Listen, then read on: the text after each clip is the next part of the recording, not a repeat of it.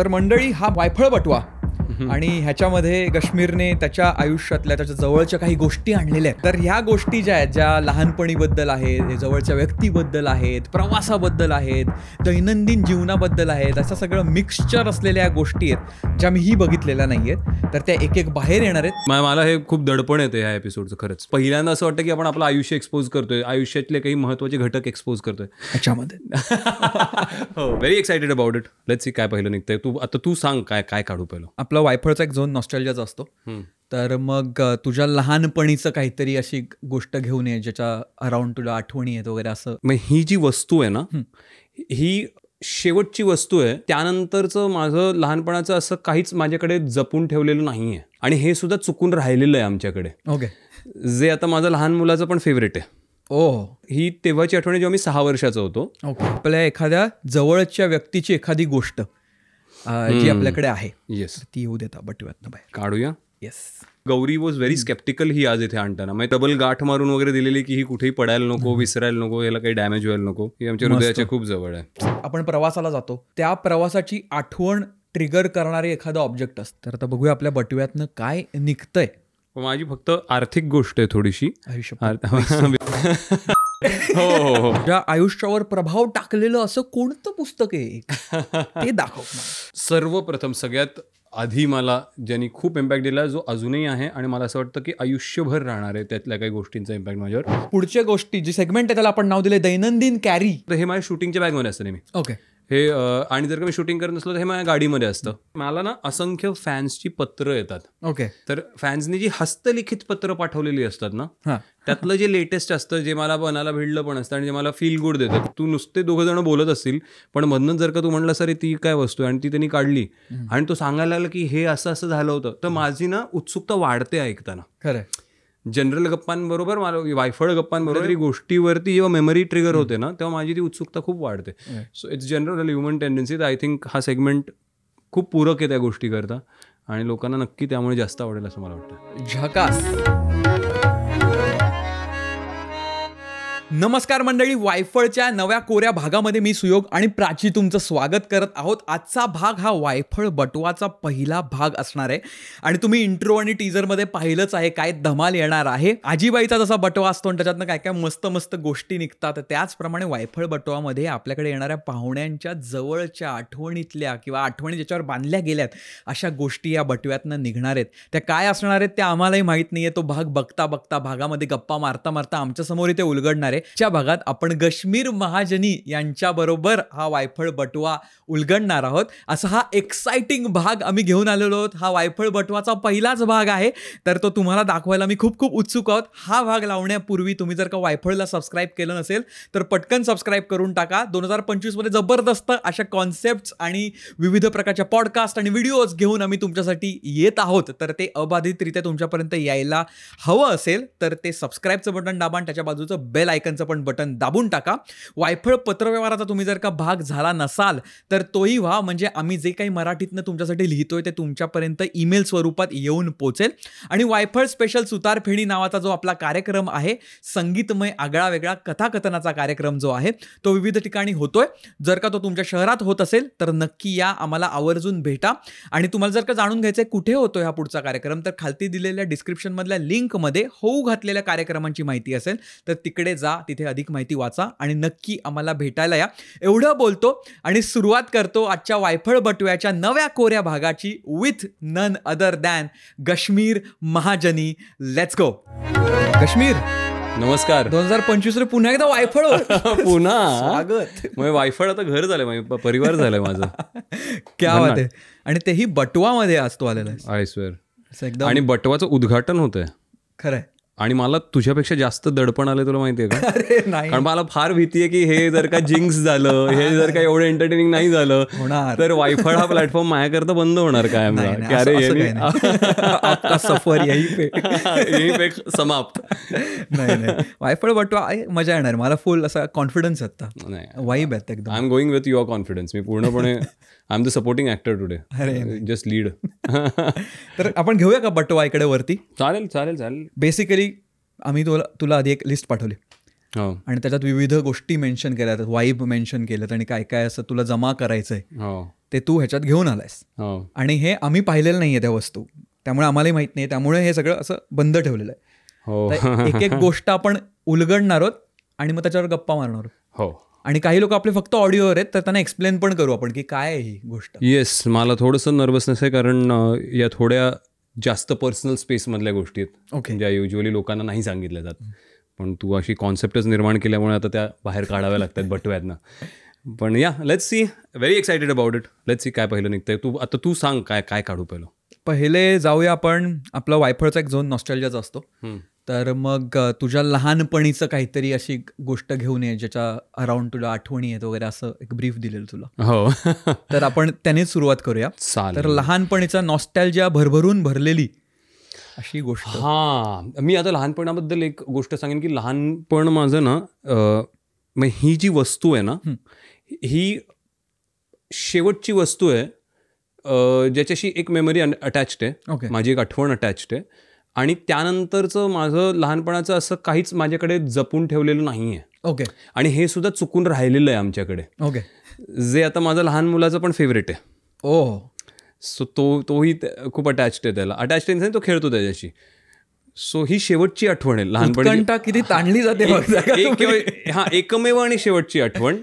त्याच्या आधीचंही काही जपलेलं नाही आणि त्याच्यानंतरचं काही जपलेलं नाही. तर मग तुझ्या एक इम्पॉर्टंट मार्क म्हणता येईल टाईमलाईनवरचा अत्यंत इम्पॉर्टंट आणि प्रचंड इम्पॉर्टंट मार्क, कारण ही तेव्हाची आठवण जेव्हा मी 6 वर्षाचा होतो. आणि आत्ताही माझा मुलगा 6 वर्षाचा आहे. आणि तेव्हा मी ही वस्तू घेतली होती, मला दिली गेली होती, आणि अजूनही तो आता 6 वर्षाचा असताना त्याची ती सगळ्यात फेवरेट वस्तू आहे घरातली.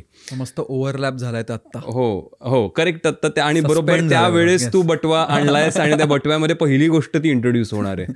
सो ते आहे. आणि आता आपण सस्पेन्स वाढवलाय, आपण खूप उत्कंठा वाढवलेली आहे. आणि आता हे एवढं सगळं होऊन शेवटी काहीतरी किरकोळ निघणार आहे.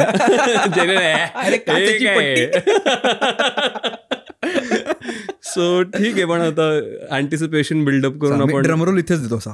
Done done done done done done. आता तिथे बाबा कहोनवर बसल्यामुळे येस, वाव निघालेली आहे. अरे थीमला पण एकदम मॅचिंग. हो, थीमला मॅचिंग आहे. त्याच्यावरचं काय काय लिहिलेलं उडालेलं आहे आता. पण हीच वस्तू आहे की हे पॅकेजिंग नाही, हे आतमध्ये आहे. हे आम्ही अमेरिकेत गेलो होतो मी 6 वर्षाचा असताना. माझी आणि माझ्या परिवाराची आत्तापर्यंत केलेली आमची, मी 6 असताना एकमेव बाहेर परदेशातली ट्रिप. ह्यात माझं संपूर्ण परिवार एकत्र होतं. शेवटचं दॅट वॉज माझे वडील, माझी आई, माझी मोठी बहीण, मी. आम्ही चौघांनी मिळून एकमेव आणि शेवटची केलेली ट्रिप अमेरिकेला गेलो होतो आम्ही, शिकागोला. आणि त्यावेळेस त्यांनी, अच्छा हे तुटतं बरं, हे आता इतकं असं झालं की हे तुटतं निघतं असं होतं, पण ही मोनॉक्युलर आहे. आणि हे असं बूथ्स याला वरती लागतं. आणि हे तेव्हा त्यांनी घेतलं होतं, त्याची तारीख पण होती 8 जूनला. क्या बात आहे. सो दुर्बीण आहे. दुर्बीण आहे, ऑडिओवर आहेत त्यांच्यासाठी सांगतोय. हो, ही दुर्बीण आहे, अशी कोलॅप्सिबल दुर्बीण आहे. आणि सो असं जनरल रॅन्डम त्यांनी खूप स्वस्तात काहीतरी घेतलेलं होतं माझ्या मावशीने उचललेलं, तर ते एक ठेवलेलं होतं. चालू आहे व्यवस्थित चालू आहे. It's pretty decent. सो हो, आता तू थोडा लांब गेलास. पण या, सो ही माझ्या मुलाची पण आत्ता फेवरेट आहे. आणि आम्ही, मला आठवतंय, शिकागो फिरलो होतो, मग वॉशिंग्टन DC गेलो होतो. आम्ही पहिल्यांदा नायग्रा फॉल्स पाहिला होता, विटनेस केला होता. सो या, त्यावेळेसची एकमेव राहिलेली वस्तू घरामध्ये पडलेली आहे. म्हणजे ती आजही आहे तिथे, चुकून राहिली आहे, काइंड ऑफ चुकून राहिली आहे. मग आता सगळ्याच गोष्टी पुसल्या गेल्या आहेत आणि काहीच आता उरलेलं नाही, कारण घरही शिफ्ट झालं आमचं. पहिल्यांदा आमचं, जेव्हा आम्ही अमेरिकेला गेलो होतो किंवा जेव्हा आम्ही एकत्र राहत होतो, तेव्हा आमचं बैठं घर होतं. आणि त्यानंतर मोठी बिल्डिंग तिकडे कन्स्ट्रक्ट केली गेली. आणि मग त्यानंतर आम्ही सगळेच विस्कळीत झालो, म्हणजे आम्ही सगळेच वेगवेगळे झालो. बाबा वेगळीकडे राहायला गेले, माझ्या बहिणीचं लग्न झालं, मग मी मुंबईत आलो स्ट्रगल करायला, मग आई पुण्यातच राहिली, मग आता आई मुंबईत पुण्यात येऊन जाऊन असते, मध्येच बाबा येऊन जाऊन असायचे, असं सगळं होतं. त्यामुळे जुन्या सगळ्या गोष्टींना अशा काही जपल्या नाही गेल्या कधी. सो हे एक उरली गोष्ट जी राहिली आणि ती आली, अशा टाईप्स होती. सो या, आणि या, दॅट्स अबाउट इट. सो असं फार अँटिसिपेशन बिल्ड करून मग खोदला डोंगर आणि आला बाहेर उंदीर, असं झालं. पण कमाल आहे. I mean as a object सुद्धा सुंदर आहे असं. इंटरेस्टिंग आहे. आणि दुर्बिणी हे लहानपणीच खूप आकर्षण असतं बऱ्याच लोकांना, दुर्बिणी घेणं. प्रचंड माझ्या मुलावर मी बघतो ना, माझा मुलगा he plays with it still. So या इट्स कमाल, सुंदर ऑब्जेक्ट. आणि खरंच म्हणजे मलाही आठवतात माझ्या दुर्बिणी आता. त्या माझ्याकडे काळी होती, ती अशी फोल्ड होऊन बसायची, ती बऱ्याच लोकांकडे होती. आणि सो या monoculars I don't know, I mean ही मला आठवतं रॅन्डम आहे, असं काही फार हे नाही आहे. आय डोंट इवन नो की हे पॅकेजिंग त्याचं ओरिजिनल आहे की नाही, कारण हे आईनी नंतर ठेवलेलं आहे, मग ते इथे, मग ते नंतर कुठली तरी दुसरी डबी कुठल्या गोष्टीला वापरल्या नाही, ही ओरिजिनल एवढं माहिती आहे. पण हे कशात ठेवलं वाटतंय त्याचं असं, हे असावंच याचं. पण नाईस, या दॅट्स अबाउट इट. तर ही होती पहिली गोष्ट आपल्या बटव्यातली. लहानपणीची माझी पहिली आणि शेवटची आठवण. मस्त. आणि तू आमच्यावर शेअर केलीस आणि येस कमालच आहे. आणि एकदम दुसऱ्या गोष्टीकडे जाऊया. 100%. तर गोष्ट नंबर 2 ती होती आपल्या एखाद्या जवळच्या व्यक्तीची एखादी गोष्ट जी आपल्याकडे आहे, तर ती आणायला सांगितली होती आम्ही. येस, ती येऊ देता बटव्यातनं बाहेर काढूया. येस. ही पण एक विलक्षण अशी गोष्ट आहे. थांबा जरा.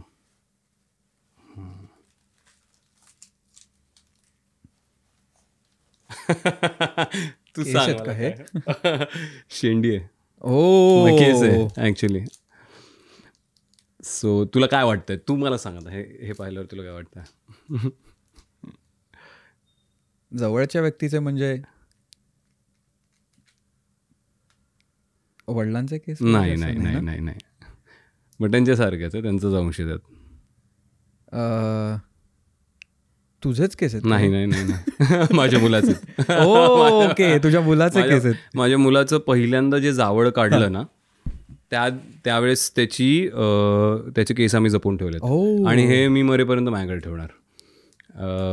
सो या, हे मी आणि माझी बायको ऑफकोर्स. सो ही ती अशी एक बट आम्ही कापून जपून ठेवलेली आहे केसाची. म्हणजे खूपच, कारण महिन्यांचे असताना करतात ना. नाही, त्याचं एक वर्षाच्या आसपास काढलं होतं.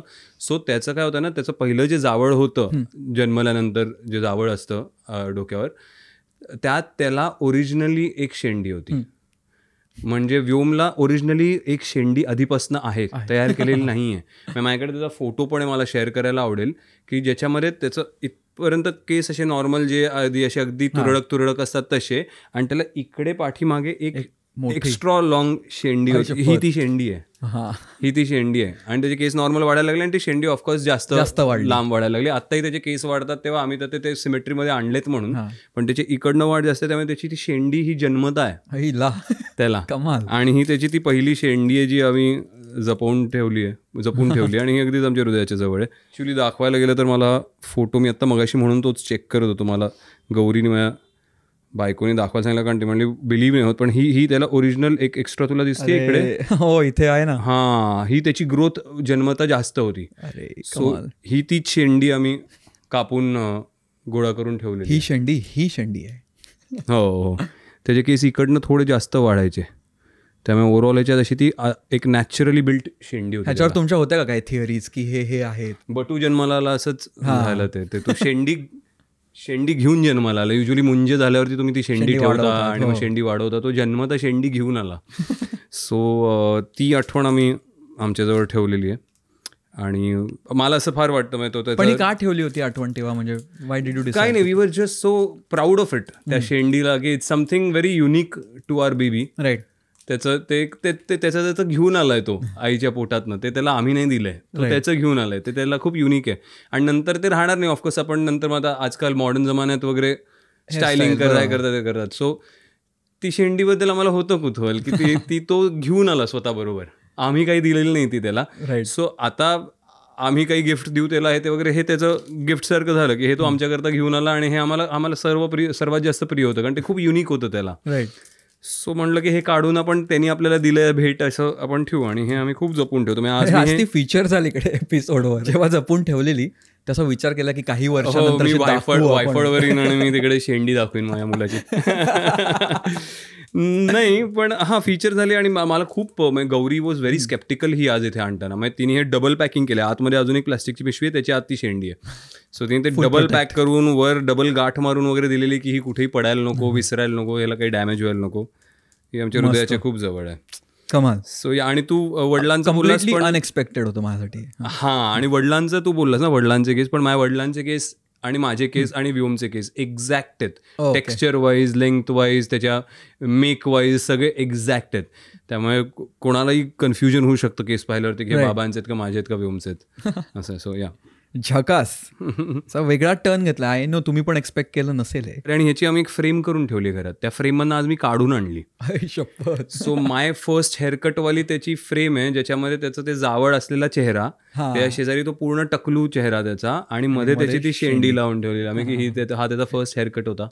पहिल्यांदा त्याला शेव केलं आणि दॅट्स व्हॉट वी. झकास झकास झकास. आणि आपल्या मागच्या भागावर पण पालकत्वावर पण आपण बोललो होतो. हो, त्याला इकडे असं कनेक्शन मिळालंय आणि बऱ्याच लोकांना ते खूप आवडलं होतं. हो, मी तुला सांगितलं ना, मी आज लिफ्टमधनं येताना मला एक फिजिओथेरपिस्ट भेटली आमच्या कॉम्प्लेक्समध्ये, आणि ती म्हणाली की मी असं एंटर झालो आणि टर्न करून उभा राहिलो आणि ती म्हणाली, अहो तुम्हाला वायफळवर पाहिलं.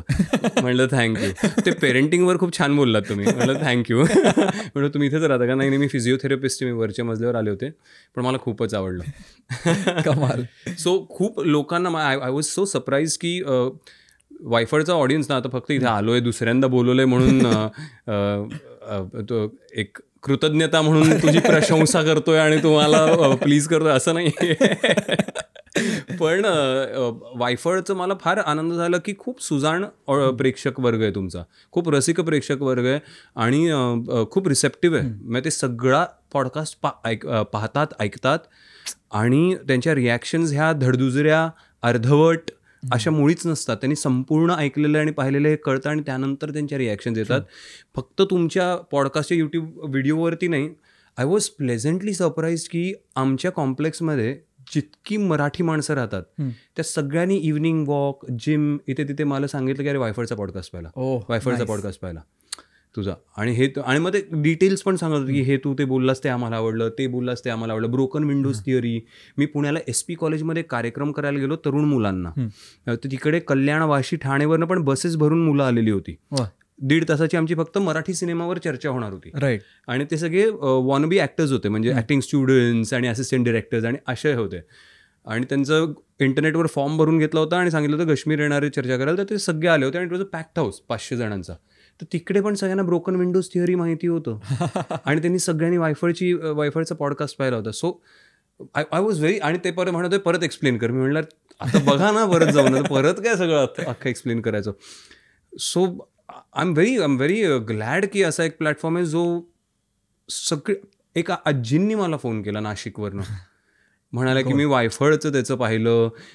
पुण्यामध्ये पूर्वी नाटक व्हायचं, बाबासाहेब पुरंदरे प्रोड्यूस करायचे, जाणता राजा होतं. बरोबर. त्यात भैरवी पुरंदरे ज्या परफॉर्म करायच्या ना, भैरवी ताई जिनी कायम ह्याचं जिजामातांचा रोल केला, भैरवी पुरंदरेनी फोन करून मला सांगितलं. मग मोठी व्हॉइस नोट पाठवली. त्यांचा तर तब्येत तेवढी बरी नसते, पण त्यांनी मला एक ह्यूज व्हॉइस नोट पाठवली माझ्या आईच्या फोनवरती की हे ऐकलं, काय बोलतो, कसं बोलतो, आणि किती छान घेतली त्यांनी मुलाखत आणि किती मस्त सेशन होतं, मी बघतच राहिले अख्खा वेळ. सो खूप मस्त रेंज आहे. एक क्वांटिटी ऑफ ऑडियन्स असते, राईट, आणि एक क्वालिटी ऑफ ऑडियन्स. आपण आत्ता मगाशी थोड्या वेळापूर्वी बोलत होतो. मला आत्तापर्यंतच्या पॉडकास्टमधली सगळ्यात इंटरेस्टिंग क्वालिटी ऑडियन्स मला वायफळच्या प्लॅटफॉर्मवर दिसलाय. I am so glad. Touchwood. नवीन मूड आहे. हो. सो झालंय, तुमची प्रशंसा भरपूर केली आहे आणि ह्याच्याकरता मला कुठलंही मानधन दिलं गेलेलं नाहीये. सो मी फक्त त्याला थोडासा मस्का पॉलिश करतो की आजच्या एपिसोडबद्दल काही तुमचा अभिप्राय असला तरी त्यांनी परत कधीतरी मला बोलवावं. त्यामुळे सेटिंग करून जातो अजून काही नाही. चला तर मग नाही, पण खरंच धन्यवाद. आणि आपले जे आहेत मस्त ऑडियन्स जो आपला आहे, जो बघतोय आता, त्यांना पण थँक्यू. हो, अरे खूप. तुम्ही बोललंच पाहिजे थँक्यू. तुम्ही तर नक्कीच बोललं पाहिजे थँक्यू त्यांना. त्यांनी पण आपल्यावर विश्वास टाकून आपण जे बनवतो ते पाहतायत आणि मग त्याच्यानीच ते क्वालिटी पण आपली वाढत जाते. तेही exactly. So Wayphal is a nice place to come back to. आणि सगळ्यात इंटरेस्टिंग गोष्ट म्हणजे पोर ओव्हर कॉफी, म्हणजे ते आधी पाचतात आणि 1 तास 1.5 तास इकडच्या तिकडच्या खऱ्या वायफळ गप्पा जेव्हा मी मारतो. मग मी इथे आलोय त्यानंतर आत्ता हिने कॅमेरा लावला तेव्हा मी म्हणलं की अगं 1.5 तास झाला आपल्याला, आपण 1.5 तास गप्पा मारत होतो फक्त पोर ओव्हर कॉफी पीत. खरंय. सो त्या खऱ्या वायफळ गप्पा होत्या, पण मजा येते. छागास. तर जाऊया गोष्ट नंबर 3 कडे. गोष्ट बऱ्याच गोष्टी आहेत. आभार प्रदर्शन आमचा जाऊन संपला नाही आपला कार्यक्रम, आता सुरू झालाय. येस, बटवा. आता मी हे काढतोय कारण मला आता घाम यायला लागला.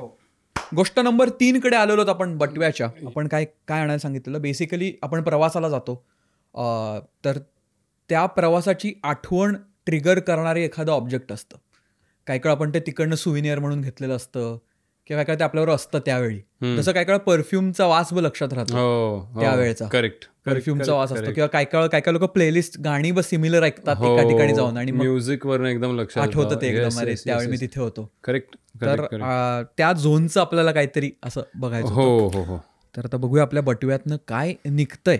माझी फक्त आर्थिक गोष्ट आहे थोडीशी. व्यवहार डायरेक्ट फॉरेक्स. तू खरंच बिलीव्ह नाही करणार, म्हणजे खरं, पण मी त्याच्या मागचं लॉजिक सांगतो. मी हे काय आणलं ते खरंच तू बिलीव्ह नाही करणार, हे मी लॉजिक सांगतो त्याच्या मागचं. हे माझी पहिली युरोपची ट्रिप होती. ओके.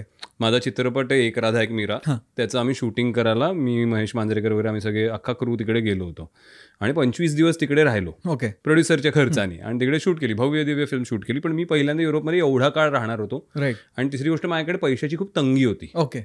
तर त्यामुळे मी जे पैसे घेऊन गेलो होतो, जे खूप कमी होते, तेच पैसे मी तसेच्या तसे न खर्च कर, कारण मी स्वतःला असं डिसिप्लिनमध्ये ठेवणार. ओके. आणि पैसे इकडे तिकडे खर्च करणार नाही, बाहेरचं काही खाणार नाही, जे आपल्याला वेळोवेळी दिलं जातं तेवढं पुरलेलं आहे, ह्याच्यातच आपल्याला सगळं पुरवायचं आहे प्रोडक्शननी. असं 25 दिवस जगून मी नेलेली नोट तशीच्या तशी परत आणली. ओके. ज्यातला मी एकही पैसा खर्च केलेला नाहीये. म्हणजे ऍक्च्युली मी त्याच्यापेक्षा थोडे एक अमाऊंट सांगतो मी तुला, तेवढे नेले होते. तर ते वरचा तो अगदी छोटा चंक होता, तो मी एका गोष्टीच्या मोहात पडलो आणि खर्च केला. पण मूळ मुद्दल जी होती ती मी परत आणली आणि ती मी तशीच्या तशी ठेवलेली आहे माझ्यासोबत.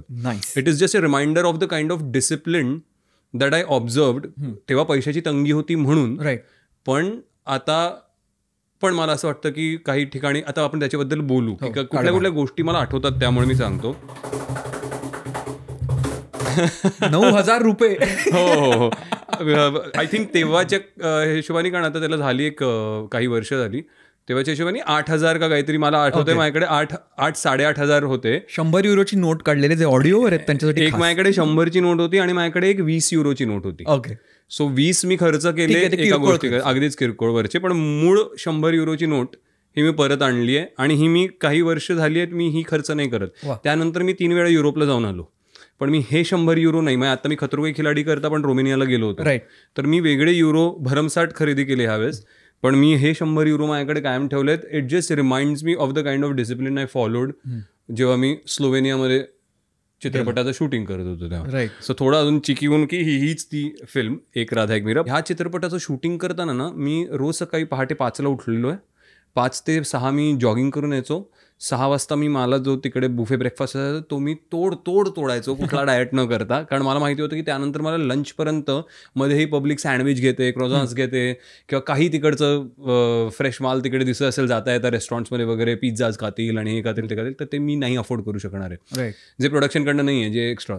सो मला इतका दाबून नाश्ता करायचो मी, इतका दाबून, आणि खूप भारी नाश्ता असायचा की डायरेक्ट लंचला आपल्याला बाबा भूक लागली, आपल्याला मध्ये भूकच लागता कामा नये. आणि मग लंचला खायचं आणि मग संध्याकाळी हॉटेलवरती आल्यावरती डिनर करायचं. हे 3 स्क्वेअर मील्स मी घ्यायचो. आणि मला तिकडच्या क्रूचा डिसिप्लिन जो होता ना त्यांनी खूप मोटिवेट पण केलं. ओके. स्लोवेनिया हा एक असा देश आहे, आय विल टेल यू, की आम्ही या फिल्ममध्ये एक आमचा ओपनिंगच शॉट आहे. द फिल्म ओपन्स, ज्यात एका कन्व्हर्टेबल BMW मध्ये मी आणि आमची अभिनेत्री होती मृण्मयी देशपांडे, अजूनही आहे माझ्याबरोबर या फिल्ममध्ये.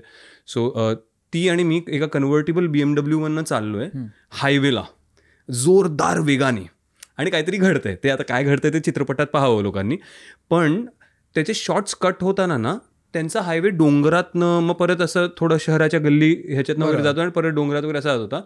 आणि ते कट झालं की आपण गाडी साईडला नेऊन थांबवतो ना, पण युजली आपल्याला हे कळत नाही की लेबायज असतात प्रत्येक हायवेला. ट्रक लेबायज वगैरे आपल्या इकडे बऱ्याचदा आपल्या हायवेजवरती पण आहेत, जे आपण नीट पाहिलं माहिती नसेल आपल्याला कदाचित. हा, की म्हणजे असं तुमचा मेन हायवे असेल तर एक थोडीशी अशी गल्लीसारखी छोटीशी काढली असते. सर्व्हिस रोड म्हणतो आपण बरेचदा. नाही, पण हा सर्व्हिस रोड नाही, मेन हायवेवर तो तेवढाच असतो. एक डिवायडर टाकतात आणि फक्त एवढं एक छोटंसं बोळकांड असतं की तुम्हाला थांबवायची तर तिकडे थांबवा आणि मग परत तुम्ही जॉईन द हायवे. तेवढा डिवायडर असतो, एक 2-3 गाड्या एक्सप्रेसच्या बाजूला दिसतात, एक्सप्रेसवेच्या बाजूला. सो त्यांच्या इकडे तसे लेबाईज होते. पण आम्ही 12 तास गाडी चालवत होतो, 2 दिवस शूटिंग करत होतो. 12 तासात त्याच्यावरनं 1 किंवा 2 बाईक पास झाले असतील अख्ख्या 12 तासात त्या हायवेवरनं. त्यामुळे कट झाल्यावर निर्मनुष्य आणि जात एखादा ट्रक पास झाला 6 तासानंतर वगैरे असं. सो ते लेबाय जरी समोर असलं तरी कट बोलल्यावरती मृण्मयी गाडी अशीच साईडला पार्क करत होती.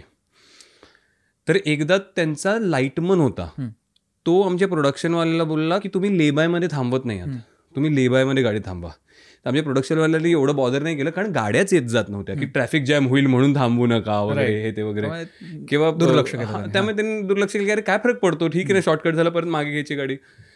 दुसऱ्यांदा झालं तेव्हा त्यांनी आम्हाला येऊन सांगितलं आणि तिसऱ्यांदा आम्हाला घाईत कट करायला लावलं, म्हणून आम्ही असं घाबरून पटकन साईडला घेतली. त्यावेळेस तो येऊन म्हणाला की अगदी पोलाइटली, खूप शांतपणे, कुठलाही आरडाओरडा न करता, कुठली धमकी न देता, पण शांतपणे म्हणाल की ह्या पुढे तुम्ही जर का लेबायमध्ये गाडी पार्क केली नाहीत, कट झाल्यावर तुम्ही जाऊन लेबायमध्ये करा, आपण बघूया परत कशी आहे, पण नाही केलीत तर आम्ही सगळे आमचं इक्विपमेंट घेऊन निघून जाऊ आणि आम्ही शूटिंग नाही करणार. तिथला लोकल क्रू तिकडे त्यांच्या देशाचे नियम पाळण्याकरता किंवा तोडले जात आहेत का नाही तोडले जाते ह्याकरता एका अधिकाऱ्याला याची गरज नाही पडत. लोकच त्यांची जी सामान्य लोक आहेत, तुम्ही विचार करा की मला असं वाटतं हे खूप मोठी शिकण्याची गोष्ट आहे.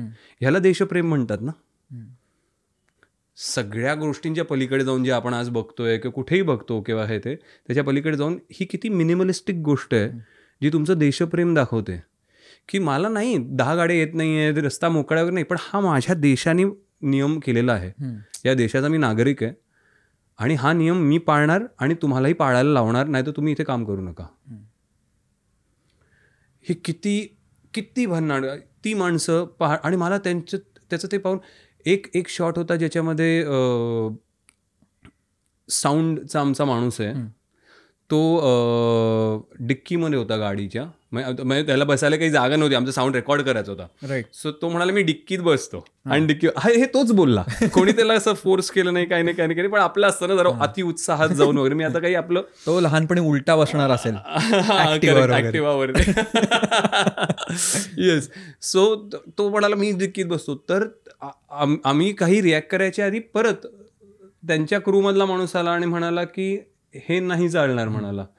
तर तो म्हणाला नो आय कॅन. तो त्यांनी बसून दाखवलं, पोज येऊन दाखवलं, तर म्हणाला I will do it from here, I will manage it like this वगैरे.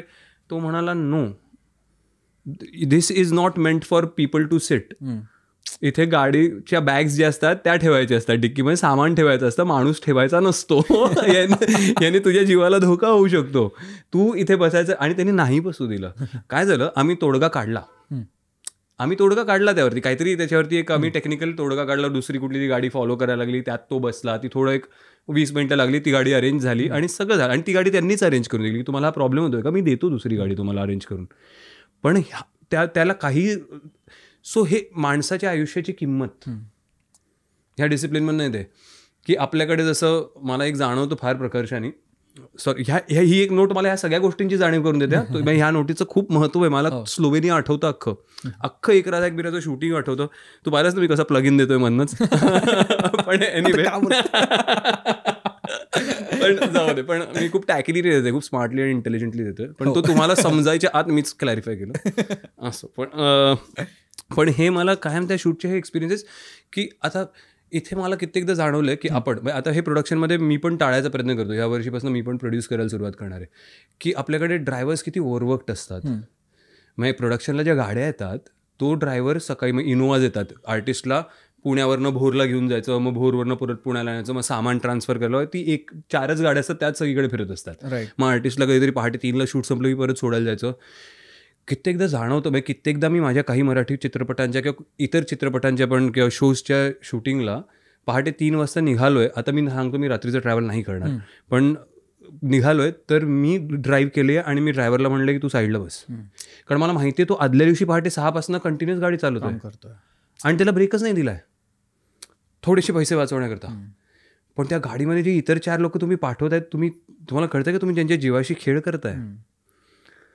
आणि मी त्या भीतीने, आणि कधी कधी ड्रायव्हरना, तो ड्रायव्हरचा पण इगो असतो ना की मुझे नाही नींद आती, मैं तो 19 घंटे चलातो. मी म्हटलं काही नाही, तू बस साईडला, प्लीज बस, आपण 5 जण चाललोय, मी खूप फ्रेश आहे आत्ता, मी व्हॅनिटीमध्ये 2 तास झोप काढली आहे संध्याकाळी, मला आत्ता छान चालवता येणार आहे इकडनं मुंबईपर्यंत. आम्ही चालवत गेलो.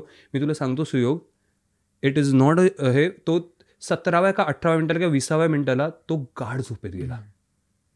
जो ड्रायव्हर मला सांगत होता की नहीं साहब हम 20 घंटा चलाते, अभी तो मेरा 14 घंटा 15 घंटा ही हुआ है, तो 20व्या मिनिटाला घोरत होता शेजारी बसून. म्हणजे त्या रात्री जर का मी त्याला कन्व्हिन्स केलं नसतं तर कदाचित त्याला झोप लागली नसती का गाडी चालवताना. म्हणजे किती पैसे वाचतात रे, 5,000-1,000 रुपये गाडीचे वाच असेल, 5 लोकांचा जीव धोक्यात असतो त्याकरता, ते 5 रुपये वाचवण्याच्या निमित्ताने. आणि तिकडेच मी गेल्यावरती मला ते दिसलं की आणि परत आता ह्याच्यात कुठली आपली कंप्लेंट किंवा त्यांचं कौतुक असं नाही आहे, पण एखाद्या व्यक्तीचा आपल्याला एखादा चांगला गुण दिसला तर तो कायम आत्मसात करावा आणि त्यातनं शिकावं. राईट. त्यांनी आपल्या आजूबाजूच्या सगळ्यांचं भलंच होतं. सो मला हे कायम तिकडे ते जाणवलं की किती जीवाला किंमत, किती देशाच्या नियमांना किंमत, किती प्रेम देशावर, आपल्या माणसांवर, आपल्यासोबत काम करणाऱ्या माणसांवर. राईट. आणि काम होतं रे लवकर. पहाटे 5:45 वाजता मी जेव्हा धावून येऊन मी आपलं माझं नाश्त्या बिष्ट्याला खालती उतरायचो, 6:30ची शिफ्ट असायची, 5:45 का 6ला 10 कमी असताना त्यांचे ट्रक्स पार्क्ड असायचे आणि ते सगळेजण च्युइंगम चगळत असे बसलेले असायचे वाटपात. अर्धा तास आधी सेटवरती येऊन असेंबल व्हायचे, एकदाही सांगावं लागलं नाही वेळेत या आणि हे करा. आणि मुंग्यांसारखं काम करायचं, मुंग्यांसारखं काम. आपल्याला सवय असते सेट्सवरती मोठ्या गेला की ए उधर से उठा ना रिफ्लेक्टर, अरे जल्दी लाईट लाव, ये किधर गया रे वगैरे, हे सगळ्याची सवय आहे. तुला एकही माणूस मोठ्या आवाजात बोलताना दिसणार. आता आपण ज्या लेवलला बोलतोय त्या लेवलला क्वचित बोलतात, त्याच्याहीपेक्षा लोले मुंग्यांसारखे असे यायचे, असे कधी कुचकुच बोलायचे आणि जायचे. एकदाही सेटअप लागायला उशीर झाला नाही. सकाळी 6:30चं शूटिंग हे रोज संध्याकाळी 5:30ला संपून जायचं. 5:30 नंतर आम्ही विचार करतो की चला आता वेळ उरला, अर्धा वाजता एक्स्ट्राचे शॉट्स घ्या. ज्या सेटवरती आरडाओरडा होत नाही आहे, लंच ब्रेक 1 वाजता व्हायचा आणि मग 1:30ला लंच ब्रेक संपला की एक दिवस आमचं लोक बोलले की चला चला चला फिर शॉट लेते, अभी खतम हो गया ना सगळे वगैरे. तर ते सगळे असे बसले होते बाकड्यांवरती. आमचं हे म्हणतायत की चला चला चला चला वगैरे, तर ते सगळे असे बघत बसलेत आणि कोणी नाही पण नाही म्हणते, पण सगळे असे बघत बसलेत सर्व फक्त असे, आणि मग इकडे बघतायत. तर आमच्या क्रिएटिव्ह लोकांनी विचारलं प्रोडक्शनवाल्याला त्यांच्या स्लोवेनियाच्या की why are they not moving, it's done ना, फूड इज डन. तर no, the lunch break is from 1 to 2. This is their personal time. तर 1 ते 1:30 मध्ये त्यांनी जेवण केलं म्हणून तुम्ही 1:30 ते 2 त्यांना राबवायचं नाही. 1:30 ते 2 त्यांनी लवकर संपवलं ह्या गोष्टी करता की त्यांना पुढचा अर्धा तास त्यांच्या मेंटल कामनेस करता, त्यांच्या मेंटल पीस करता, त्यांना रेज्युवेनेट करण्याकरता की आम्ही 6 पासून पहाटे काम करतोय, आम्ही मान मोडून काम करतोय, आम्ही 1 मिनिटाचा डिले नाही केलाय, पण 1 ते 2 ही माझी वेळ. तर ते 2 वाजता रेडी होते, 2 वाजता ते रेडी होणार. मग आम्ही पण सगळे थांबलो, पण मग तो अर्धा तास आम्ही पण खूप एन्जॉय केला रे. आणि तरीही 2 पासून संध्याकाळी 6 पर्यंत काम संपलं. मग असं नाही की तो अर्धा तास आम्ही जर का वाचवलं असतं तर आम्ही काहीतरी फार लवकर संपवलं असतं किंवा काहीतरी फार अजून चांगलं काम केलं असतं. म्हणजे डिसिप्लिन हा किती प्रोडक्टिव्हिटीला वाढवतो, किती वाढवतो, आणि तुमची क्वालिटी ऑफ लिव्हिंग पण वाढवतो. खरं की रोज 12 तास काम करत असताना जेव्हा आपण मुंबई पुण्याकडे म्हणतो, इव्हन ॲक्टर्सचं बऱ्याचदा म्हणतो, मेकर्सचं म्हणतो की अरे 13 घंटे काम करते, 14 घंटे काम करतो, आम्ही काम करतो, कॉर्पोरेट जगातले सुद्धा लोक वगैरे. तर कुठेतरी काहीतरी हे बघणार काय पर्स्पेक्टिव्हमध्ये, आणि हे मला स्लोवेनियामध्ये पहिल्यांदा दिसलं. त्यामुळे अगदी राहिलं माझ्याकडे की कदाचित डिसिप्लिन कमी पडतोय का, त्यामुळे तुम्हाला ते 13 तास असे तुम्ही थकता का त्यानंतर. कारण आम्ही तिकडे त्या 12-13 तासात थकलो नाही, कारण जो गरजेचा होता तो पार्ट आम्ही रिक्रिएशन करता पण वापरला. अर्धा तास जेवलो, अर्धा तास गप्पा मारल्या, परत रिफ्रेश केलं माइंड, आणि मग जोमानी पुढचा शॉट घ्यायला गेलो. सकाळी वेळेत काम सुरू केलं आणि संध्याकाळी वेळेत काम संपवलं, आणि 25 दिवसात जेवढं डिसाईडेड होतं त्याच्यापेक्षा 5 पैसे जास्त शूट करून आलो. मस्त. आणि आरडाओरडा झाला नाही, कोणी दुखावलं गेलं नाही, कोणावरती चिडचिड झाली नाही, आणि त्यामुळे उलट जास्त सुरळीत काम, जास्त पटापट काम होत होतं. सो ही 100 युरोची नोट ना मला आणि तिकडे मी माझा पर्सनल डिसिप्लिन पाळला होता, कारण मला खर्च करता येणार नव्हतं. त्यामुळे माझा डिसिप्लिन वेगळा होता, आर्थिक डिसिप्लिन ज्याला आपण म्हणतो, की जेवढं मिळेल तेवढ्यातच पुरवणं, त्या वेळेला त्या गोष्टी करणं आणि रात्री झोपून जाणं. पण ही मला हे 100 युरोज मला कायम तिकडच्या अख्ख्या शेड्यूलची आठवण देतात. आणि त्यातनं काहीतरी शिकायचा मी तरी प्रयत्न करणार, की बस हे चांगलं आहे कुठल्या तरी व्यक्तीचं, दुसऱ्या एका ह्युमन बिईंगचं आपण काहीतरी खूप चांगलं पाहिलं, त्याचा चांगला अनुभव घेतला आपण. आणि आता आपण आपल्या इथे आल्यावरती आपली छोटी सुरुवात, एक छोटी खारुताईची सुरुवात, की आपण आता मी दुसऱ्या सेटवर गेलो तर अरे बघा ते असं वागतात, तुम्ही असं का वागतात, असं नाही करणार. मी तिकडे शांतपणे पण मी माझ्यापासून सुरुवात करणार आहे, की मला हे फॉलो करायचं आहे. आता मी माझ्या सेटवरती वेळेत पोहोचीन, मी वेळेत लंच ब्रेक घेईन, मी थोडा माझा वेळ काढून माझं रिक्रिएशन, माझं वाचन, माझं काही पाहणं वगैरे हे पण मेंटेन करीन. आणि मी 12-13 तास काम पण करीन ॲट द सेम टाईम. आणि माझं प्रोडक्शन सुरू होईल तेव्हा मी माणसाला किंमत, माणसाच्या जीवाला किंमत, माणसाच्या वेळेला किंमत, ह्या सगळ्या गोष्टी आपण जर का पाळल्या, आणि आहेत आपल्याकडे काही मंडळी. मला प्रकर्षाने सांगायला आवडेल की परेश मोकाशी सारखा एक माणूस आहे आज मराठी इंडस्ट्रीमध्ये, ज्याच्याकडे मी ऐकिवत आहे, मला अजून त्याच्यासोबत काम करायचं आहे. पण माझ्या ऐकिवत हे आहे की खूप डिसिप्लिनमध्ये होतं, खूप शांतपणे काम होतं, आणि तरी चांगलं काम होतं, फार चांगलं काम होतं. पण असं त्यांच्याकडनं असं पाहिलं ह्या गोष्टी, की आपल्याला असं वाटतं की आपण टिपल्या, की आपण आपल्या ह्याच्यात आपल्या छोट्या पद्धतीने हळूहळू त्या पेरल्या, तर मे बी आत्ता नाही पण अजून 5 वर्षानंतर आपण सगळे मिळून छान होऊ ना. आपण मस्त आता आहोतच छान, पण अजून छान, बेटर होऊ. कमाल कमाल कमाल. आणि तिथे तू, कारण आपण परत एकदा झिगझॅग ट्रॅव्हल बद्दलही मागच्या भागात बोललो होतो, जेही लोकांना खूप आवडलं होतं.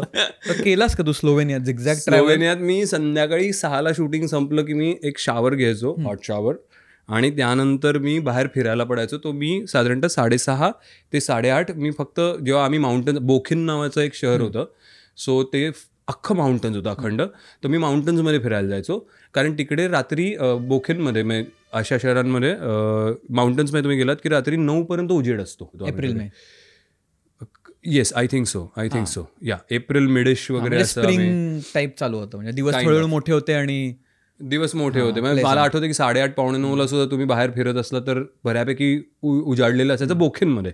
त्यानंतर आम्ही खालती पिरान नावाची जागा होती, जे सी शोर होतं सगळं. तिकडे बाहेर पडलं की बीचच्या समोरच आमचं हॉटेल होतं. सो बाहेर बीचवरती संध्याकाळी फिरायला पडलं की एक 7:30-8ला थोडा अंधार व्हायला लागला. तेव्हा अंधार लवकर व्हायला लागला. हे मी शेवटच्या लेगमध्ये म्हणतो, शेवटच्या 10 दिवसात. पहिले 15-16 दिवस आम्ही बोखिनमध्ये होतो, माउंटन्समध्ये. सो तिकडे आम्ही पिरानला मी बाहेर पडलो की बीचवरती तुम्ही बसला की 7-7:30ला तुम्ही तिकडे जर का बीचवर नुसते बसलात तर समुद्राच्या त्या साईडला, म्हणजे एका एजला, एका ठिकाणी पूर्णच एंडलेस होरायझन होता, पण एका साईडला तुम्हाला अख्खी इटलीची स्कायलाईन दिसते. आणि तिकडनं क्रुझेस वगैरे निघताना दिसतात पूर्ण रात्रीच्या. सो या इट वॉज ब्युटिफुल. आणि तिकडे मी असं झिगझॅग केलेलं आहे. असं मी जनरल संध्याकाळचा मला 1.5-2 तासाचा वॉक, आणि मग डिनर जेव्हा लागणार आहे हॉटेलमध्ये आमच्या बुफेवर, तेव्हा येऊन खायचं, आणि 9:30-9:45ला झोपून जायचं. 10 वाजता, लेटेस्ट 10 वाजता झोपायचं. पहाटे 5 वाजता मस्त जाग येते. झगास. आत्ताचा आपला पॉडकास्ट, आत्ता जे आपण बोलतोय बटवा एपिसोड आणि आपला वायफळ गप्पा एपिसोड, ह्या 2 एपिसोडच्या मध्ये मी आणि प्राची पण युरोपमध्ये कामानिमित्त गेलो होतो, प्लस थोडं फिरलो वगैरे. आणि आय थिंक आम्ही पण रोममध्ये असताना झिगझॅग केलं एक रात्री. आमचा एक प्लॅन होता एका ठिकाणी जायचा, पण पाऊस होता आणि त्या दिवशी तिकडे ट्रान्सपोर्टेशनचा स्ट्राईक झाला. त्यामुळे म्हटलं काय जाण्यात अर्थ नाही, कारण बस मिळणार नाही, येताना परत रिटर्न नाही मिळणार. म्हणून मी ते चालू केलं झिगझॅग. फार मजा आली आम्हाला एकदम, कारण त्या गल्ल्या होत्या ज्या स्पेसिफिकली कोण घेणार नाहीत अशा होत्या. कारण आम्ही गेलो म्हणून आम्हाला कळलं तिकडे काय सुंदर आहे. रँडम एका चर्चमध्ये वगैरे गेलो, पण जबरदस्त मजा आली. म्हणून ते सांगायचं मला, कंटो असं मध्ये झालंय ते. वा, पण तुम्ही युरोज वगैरे खर्च केले ना तिकडे, बसून तिकडे खात पीत होता ना. माडे नाही. गोष्ट नंबर 4 कडे जाऊया आपण. मी बटवा घेऊन येतोय पुन्हा एकदा. येस, थांब जरा. त्याच्या आधी आता आपण माउंटन्स बद्दल खूप बोललेलो आहे. अरे, आणि तुमचा इकडचा जो सुपर सायलंट एसी आहे तो थोडासा स्ट्रॉंग आहे. त्यामुळे मी काही नॅचरल ट्रान्झिशन घेतलं इथे. डेंजर एकदम. म्हणजे मी माझं जॅकेट परत चढवतो आणि आपण बोलू. हा, कमाल. बटवा सुद्धा वर आलेला आहे. वायफळ बटवा ही सिरीज आहे, ही सेगमेंट आहे. काय रिपोर्टर घेऊन घेतला. ठीक आहे ना, तू शिकतोयस, तुझा पहिला एपिसोड. हो, फ्री स्टाईल आहे आपलं पूर्ण आयुष्य.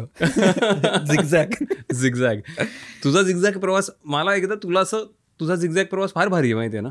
मी आत्ता ऐकलं तो. बरं, वायफळच्या सुयोगचा पण एक प्रचंड झिगझॅग प्रवास आहे. म्हणजे त्यांनी काही रॅन्डम गोष्टी केलेल्या आहेत आयुष्यात.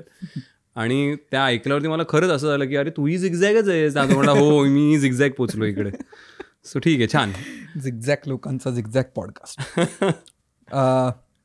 चौथी गोष्ट अगेन, आणि ह्याला समहाऊ आपले मागच्या एपिसोडचे पण प्लग्स लागतात तिकडे. हो, ऑटोमॅटिक. कारण आपण लेजेंडरी गोष्टी केल्यात मागच्या एपिसोडमध्ये. झिगझॅग ही टर्मच लेजेंडरी झाली ना एकदम कम्प्लिटली. सो ती सगळीकडे अप्लाय होते, रिअप्लाय होते सगळं. अजून कुठला प्लग आला आपला लास्ट टाइम? आता एक लहानपणचा प्लग आला, त्याच्यानंतर पालकत्वाचा आपण एक प्लग प्लग आला आपला, त्याच्यानंतर झिगझॅगचा प्लग झाला. मी सांगतो काही खूप लेजेंडरी गोष्टी केल्या ज्या वापरल्या जातात परत परत. आणि ब्रोकन विंडो मगाशी म्हणालास ते पुस्तकाचं डिस्कशन होतं. करेक्ट. आणि चौथी गोष्ट वायफळ बटव्यामधली जी येणार आहे बाहेर, ती आपण सांगितलं की तुझ्या आयुष्यावर प्रभाव टाकलेलं असं कोणतं पुस्तक आहे ते दाखव. ड्रमरोल देतो मी. अच्छा, वायफळचं पुस्तक तर नाही. मी तेच म्हणजे थोडा ती झालं क्लॅरिफिकेशन देऊ आपण. माझी डायरी वाचून त्याच्या आयुष्यावर काय प्रभाव पडला. अरे हो, ही खरी डायरी आहे तुझी. हो, खतरनाक. वा, माझा अख्खा आयुष्य पार उभा आडवं इकडे बटव्यातनं बाहेर काढतोय आणि तुझी डायरी मधलं डेंजर गोष्टी लिहिल्या असते याच्यावरती. तर वाचायला काय एकदम पान एकवर काहीतरी लिहिलंच असेल मी. आता मराठीतून लिहिण्यासाठी स्वतंत्र वही घालून मी एक धाडस तर केलं आहे, पण बघूया किती सातत्य आहे त्यात. हे तू स्वतः लिहिलंस? तू स्वतः करता लिहिलं? ओळी सोड. अरे मराठी लिहायची सवय नव्हती मला. अच्छा. बरेच दिवसांनी लिहायला घेतलं ना पुन्हा, म्हणून म्हटलं ह्या वेळी मी फक्त मराठी लिहिणार असं मी ठरवलेलं. पण तुझं अक्षर चांगलं वाटतंय. हे फार, मी बऱ्याच वर्षात सेम मराठीत लिहिलेलं नाही. माझं मराठीचं अक्षर इतकं घाणेरडं झालंय, इतकं घाणेरडं. मी आता कोणाला तरी सही दिली माझी मराठीमध्ये आणि त्याच्या खालती खूप प्रेम गश्मीर असं लिहिलंय मराठीत, जे त्यांना फक्त मला वाचता येईल. गश्मीर हे पॅरासिटामॉल किती वेळा घ्यायचे असं काय लिहिलंय. करेक्ट लिहिलंय ते मी. हस्ताक्षर हळूहळू सुधारेल अशी आशा बाळगूया. पण मग मी पुलंची टेक्निक वापरली की अक्षरावरती ओळ नाही काढायची वरती, की ते बॅलन्स्ड वाटतं. ओळ काढत गेलास ना तर इम्बॅलन्स दिसायला लागतं सगळं. करेक्ट. आता खूप कन्फ्युजन झालं असेल तुम्हाला काय चाललंय. पुस्तक आपण सांगितलेलं आणायला गश्मीरला, ज्याच्याने त्याला खूप चांगला इम्पॅक्ट पडला आयुष्यावर. त्याच्याकडे ते पुस्तक अवेलेबल नव्हतं जे त्याने वाचलंय, म्हणून आपण प्लेस होल्डर म्हणून ही वायफळची काय म्हणतात एक जर्नल आहे ते त्याला दिलं होतं. हे नाही आहे त्याचं इम्पॅक्टफुल पुस्तक. आता तो आपल्याला सांगेल, मलाही माहित नाहीये काय आहे. सो ते एक पुस्तक आहे जे मी पहिलं पुस्तकाचं नाव सांगतो. सर्वप्रथम सगळ्यात आधी मला ज्यांनी खूप इम्पॅक्ट दिला, जो अजूनही आहे आणि मला असं वाटतं की आयुष्यभर राहणार आहे त्यातल्या काही गोष्टींचा इम्पॅक्ट माझ्यावर, the fountainhead. Okay. Ayn रँडचं. तू वाचलंयस? नाही. अच्छा, फाउंटन हेड नाही वाचलं. ओके. तू वाचलंयस Prachi? The fountainhead. Ayn Rand आणि फाउंटन हेड, पण आयन रँड जिने लिहिलंय ती माझ्या DNA मध्ये गेल्यासारखी आहे. ती जाऊच शकत नाही. म्हणजे मी खरंच रेकमेंड करतो, प्लीज वाचा. मी खरं आज मी आणलं असतं तर मी तुला दिलं असतं, पण आता यापुढे मी ते पुस्तक परत विकत घेतलं की कोणालाही देणार नाही, कारण मला फार वाईट अनुभव आहे. कारण एक अभिनेत्री जिने माझ्या चित्रपटात काम केलं होतं आणि तिला घरी मी आयन रँडबद्दल आणि त्याच्या फिलॉसॉफीजबद्दल वगैरे काय काय सांगत होतो, तर ती म्हणली मी वाचणार आहे म्हणून मी ते असं खूप असं उत्साहाच्या भरामध्ये पार्टीमध्ये असं रात्री काढून हे घे, हे वाच आणि तुझं आयुष्य बदलेल, हे घे आयन रँड असं केलं. आणि मला खात्री आहे तिने 2 पानंही वाचली नसणार आत्तापर्यंत. आणि तिने कैक वर्ष आली, 8 का 10 वर्ष, 8 वर्ष झाली असेल. 10 वर्ष मला चित्रपटात काम करायला सुरू करूनच झालीत. 8 वर्ष झाली असेल. 8 वर्षात ते पुस्तक माझ्याकडे परत आलं नाही. हो भाई साहब. आणि तुम्ही काही घ्या, पैसे घ्या, गाडी बॉरो करा, ती महिनाभर ठेवा, तुम्ही माणसाचं पुस्तक घेऊन ते परत नाही केलं असं करू शकत नाही. दिस इज नॉट डन. तुम्ही बाकी काही घ्या आणि ते ठेवा पाहिजे तेवढा वेळ. पुस्तक माझ्या मुलाची शेंडीची बट आणि माझं पुस्तक, ह्या 2 गोष्टी तुम्ही तुमच्याकडे घेऊन ठेवून नाही देऊ शकत. तुम्हाला परत द्याव्या लागतात त्या. आम्ही हे क्रिमिनल आहे किती. आणि मला खात्री आहे की ती अभिनेत्री कोण, हिचं नाव मी नाही घेणार. I am not the culprit. त्यामुळे त्यांना करा, गेस वर्क करा तुम्ही, कमेंटवर टाका. हो, तुम्ही कोण असेल ही अभिनेत्री. आतापर्यंत माझे मराठी चित्रपट उचलून पहा. जास्त नाही केलं मी, वर्षाला एखादा करतो, कारण 7 का 8 मराठी चित्रपट आहेत. त्यातली प्रत्येक अभिनेत्री बघा आणि खालती नक्की कमेंट करून सांगा की तुमचं मत काय, की फाउंटन हेड माझं चोरलेली नाही, परत न दिलेली ती अभिनेत्री कोण यांच्यातली तुम्हाला. त्या सगळ्या मारणार आहेत शिवाय मला, कारण ज्या नाही आहेत त्यांना असं होणार आहे की अरे पण माझं पण नाव घेऊ शकतात. त्यांना वाटतं मी चोरलंय किंवा मी घेतलंय. सुयोग हे खरंच किती रिस्की आहे हे आता जाणवलंय मला. मग ज्या बिचाऱ्यांनी काही घेतलेलं नाहीये त्यांचंही नाव येऊ शकतं कमेंटमध्ये आणि त्या मला बोलतील. आता कधी येतील ना कारण वायफळवर वगैरे. आता गेसवर्क आहे ना, आता मी डिक्लेअर नाही केलं म्हटल्यावरती आता ह्या 8 जणीतलं कोणी असू शकतं. मे बी वन डे आपणच सांगू की कोण होतं. बघू म्हणजे बघूया त्या आधी त्यांचं लाईफ किती अफेक्ट होतं या कमेंट्समुळे हे आपण बघूया. आणि ती जर व्यक्ती आता बघत असेल तर तिला काय तुला आव्हान करायचं का? मला हेच आव्हान करायचं की एकतर कृपया मला ते पुस्तक परत आणून दे. मी ते त्यानंतर हर्ट होऊन घेतलं नाही परत विकत. आणि ते पुस्तक माझ्या इकडे छापलं गेलेलं आहे की इतकं मला इन्फ्लुएन्स केलं त्या पुस्तकाने. आणि दुसरी गोष्ट, जर का तू ते हरवलं असशील बाय एनी चान्स तर ॲमेझॉनवर जा, द फाउंटन हेड ऑर्डर कर आणि मला आणून दे. ते पुस्तक मी विकत नाही घेणार आहे. तुझं कर्तव्य आहे ते पुस्तक परत देणं, कारण that was like a Bible for me. That was like a very Holy book for me की जे मी फॉलो करतो आज पण. मी लिंक टाकली डिस्क्रिप्शनमध्ये, तिथूनही तुम्ही घेऊन पाठवू शकता. हां, 100%. द फाउंटन हेड, ॲन रँड. आणि आय थिंक प्लीज वाच, कारण मॅक्झिमम लोकांनी द फाउंटन हेड वाचावं. बी it a professional, B it a business person.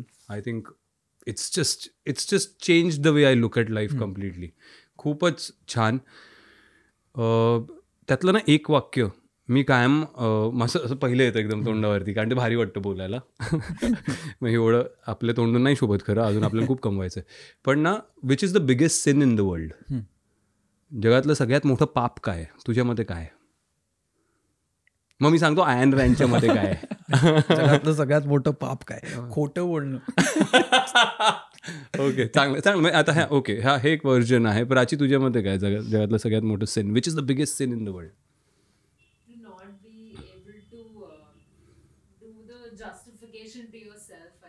Okay, not being able to use the complete potential of oneself is the biggest sin in the world as per Prachi. Sin in the world. Ayn Rand, I would say you are very close to it. शपथ. You're very close to it because Ayn Randच्या ह्याच्यातलं मला absolutely mask काढ, तूच Ayn Randच की काय? Oh my God, तिने mask काढलं. Okay, anyway, the biggest sin in the world is incompetence. म्हणजे त्या पुस्तकामध्ये तिने त्या काही रेफरन्सेसमध्ये दिल्या. आता you don't hold me to that. हां, तुला जे भावलं मला ते भावलं. आणि आय बिलीव्ह एका कॉन्टेक्स्टमध्ये ते करेक्ट आहे. तुमच्या कामाच्या कॉन्टेक्स्टमध्ये ते मला वर्क होताना दिसतं. आय बिलीव्ह की तुम्ही कसेही माणूस असाल, काही असो ना, इनकम्पिटन्स, जस्ट बी कम्पिटंट. राईट.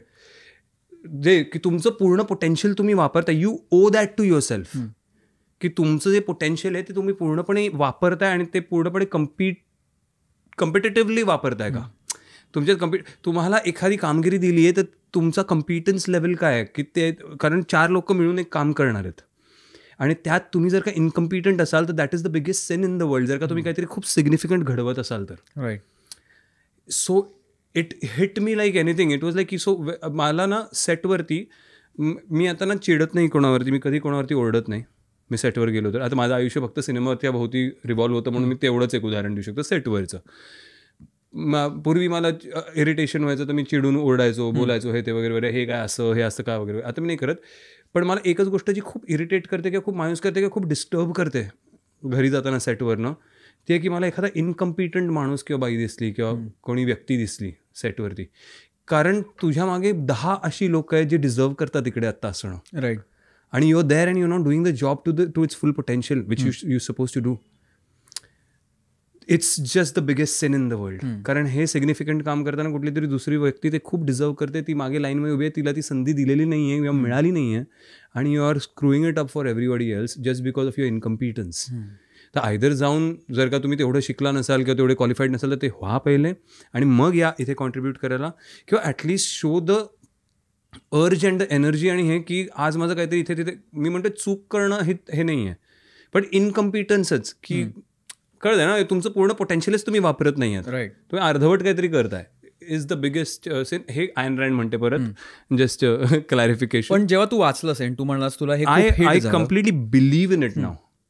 मला मी हे आत्मसात केलं. आणि त्या काय होतं ना, ते फक्त दुसऱ्यांकडनं अपेक्षा ठेवण्याची हे नाही. मी म्हणतो प्रत्येक गोष्टीची सुरुवात ही तुमच्यापासून झाली पाहिजे. सो स्लोवेनियाच्या लोकांचं मी जे शिकलो ती सुरुवात मी पाळतो. राईट. सो आता मी फुलवंती हा चित्रपट केला होता, तर मी पाळतो की मी 6:45 सेटवर पोहोचणार. It also helps me to push myself ना, की मी आता कम्पिटंट आहे का, am I doing this scene to the best of my capacity today. माझं 200% देऊन am I trying to promote this film to the best of my capacity, माझं 200% देऊन. सो ते त्यामुळे it hit me a lot आणि I use it for myself. आता मी अजिबात, तुझी जर का उद्या इच्छा असेल की हे बघ मी फार निवांत प्राणी आहे आणि मला कुठलं कम्पिटन्स वगैरे वगैरे काही मला पडलेलं नाही आहे, मी चिल झोनमध्ये असणार आहे, तर congratulations, all the best and God bless you. त्याच्यात काही माझं जजमेंट नसणार आहे. पण मला हिट झालंय, मला मायापासून. सो मी दुसऱ्यांकडनं खूप अपेक्षा नाही ठेवत, पण कधी कधी जर का डिस्टर्ब झालं तर त्या गोष्टीमुळे होतं की somebody else who's more deserving is not here and you're being incompetent. Right. Why are you here? True. So just go and either do something about it. Yeah. And you also put in your 200 because if you are ते वातावरण तुम्हाला आजूबाजूला हवं असेल तर पहिली गोष्ट तुम्ही स्वतः तसे बनला पाहिजे. पण त्यांनी तुमचा सर्कल थोडा थोडा कमी होत जातो. पण ते म्हणतात ना की once your circle gets smaller your circle gets stronger. ते आहे. सो त्यामुळे ती हळूहळू जोडली जाणार आहेत लोक. तर त्यामुळे काही घाई नाही आहे किंवा मी अगदी असा फ्रस्ट्रेट झालो, ओ माय गॉड कोणीच आयन रँड पाळत का नाही, असं नाही आहे. ते ठीक आहे, पण ते हळूहळू होईल. पण that is something that hit me. There is something called a second handed living. Okay, त्याच पुस्तकातली कॉन्सेप्ट आहे. द फाउंटनेट. मी तुला सांगतो, द फाउंटनेटमध्ये हॉवर्ड रोर्क म्हणून एक आर्किटेक्ट आहे, त्याच्या लाईफची from zero to being the legend Howard Roark ही जर्नी आहे. ओके. आणि इट्स अबाउट आर्किटेक्चर, की कसं तुमचं घर जे आहे तो घर जी डिझाईन करत असतो ते बुकिश नॉर्म्सप्रमाणे नसतो करत. ओके. पण त्यांनी डिझाईन केलेलं प्रत्येक घर, आता ते आयन रँडनी लिहिलेलं आहे, ह्याच्यामध्ये फिक्शन येतं थोडंसं, पण ते प्रत्येक घर is the most unique house that city will have. जे सुरुवातीला सगळे रिजेक्ट करत असतात त्याच्या कॉन्सेप्ट्स येते वगैरे, but he sticks to his beliefs. आणि in the end he becomes a legendary architect, की म्हणजे he is like specially called, की कारण ही थिंक्स दॅट आपलं घर should be a reflection of your personality. Right. It should not be just artifacts आणि वगैरे. It should be a reflection of your personality, की माझी पर्सनॅलिटी काय आहे. मला घर पाहून एका माणसाने इमॅजिन केलं पाहिजे what kind of person I am. आणि त्या ह्याच्यातनं त्याचे डिझाईन्स कसे आहेत वगैरे तिने सगळं लिहिले. ती स्वतः एक आर्किटेक्ट बाई होती. आणि लाईफच्या philosophy, you have to read the Fountainhead no matter what profession you are in. It's this thick a book but you will finish if you are an avid reader. एक साधारणतः 2-3 दिवसात संपून जाईल. You will not be able to keep it down. Every sentence is a philosophy. आणि मस्त मज्जा येते, खूप ॲस्पिरेशनल आहे. आणि तुम्हाला you start looking up to life Wien you read it. तुम्हाला खूप पॉझिटिव्ह झोनमध्ये घेऊन जातं. बरोबर. Second hand living. पण मी आता हॉवर्ड रोर्कबद्दल बोललो ना, तर हॉवर्ड रोर्क ना, जसं मी तुला म्हटलं की तो त्याला रिजेक्ट होत होतं आणि नंतर तो बनला लेजेंडरी आर्किटेक्ट वगैरे वगैरे. सो त्याचा प्रवास आहे की how self-respect and a sense of self and respecting your potential and bringing it out is the foremost. It should be a religion kind of a thing. असं. तर त्याच्यामध्ये ना एक माणसाला विचारतो पहिल्यांदा सुरुवातीच्या काळात की हू विल लेट यू. त्याला तुला हे सगळं करायचं आहे तर हू विल लेट यू. त्याच्यावर त्याचं उत्तर आहे the point is in that who will let me. The point is that who will stop me. It's just ह्याचे खूप इंटरप्रिटेशन निघू शकतं या एका छोट्या वाक्याचे. खरं की हू विल लेट यू तू म्हणतोयस, तर हू विल लेट यू म्हणजे why should anybody let me do something that I want to do. माझं आयुष्य मी दुसऱ्याच्या हातात किंवा ताब्यात दिलेलंच नाही आहे. माझं आयुष्य माझ्या ताब्यात आहे. तर हू विल लेट मी हा पॉईंटच नाही आहे. राईट. कोणी मला लेट करायची का गरज आहे. The point is who will stop मी. कोण मला थांबवायचा प्रयत्न करणार आहे हे करताना. मग मला ते टॅकल करायचं आहे. मग मला त्यातनं एक मार्ग शोधून काढायचा आहे आणि every problem has a solution. तर ते मी टॅकल करेन. तो मेन पॉईंट आहे. हू विल लेट मी हे आपल्या आयुष्यात नसलंच पाहिजे. खरं. I will let myself do this यार. I want to do it. Who will stop me, that's the point. असं मग you just have to read through the book. It's like मग असं कुठली फिलॉसॉफी लिहिली नाही आहे, कुठले असे मोठे पॅराग्राफ्स प्रीचिंगचे नाही लिहिलेत, पण त्यांची जी कॉन्व्हर्सेशन्स आहेत ना ते तुम्हाला एक ब्रेन वॉश करून माइंडसेट तुमचा खूप पॉझिटिव्ह झोनमध्ये तयार करतं आणि तुम्हाला एक वेगळ्या लेवलचा सेल्फ कॉन्फिडन्स देऊन जातं की मी करू शकतो. काही गोष्टी घडू शकतात, त्या माझ्या हातात आहेत. मला हे नाही मिळालं, मला ते नाही मिळालं, माझा जन्म इथे झाला, माझा जन्म तिथे झाला, मी हे करायला मला संधी नव्हती, हे ते वगैरे. प्लीज द फाउंटनेट वाचा. कळकळीने इंग्रजी नसेल तर म्हणजे मराठी अनुवाद असेल तर मराठी अनुवाद 100% असणार. ज्यांना मराठीची सवय आहे त्यांनी मराठी अनुवाद वाचा तुमच्याकरताच. म्हणजे असं नाही की त्यानंतर तुम्ही लगेच हॉर्ड रोग बनणार आहात.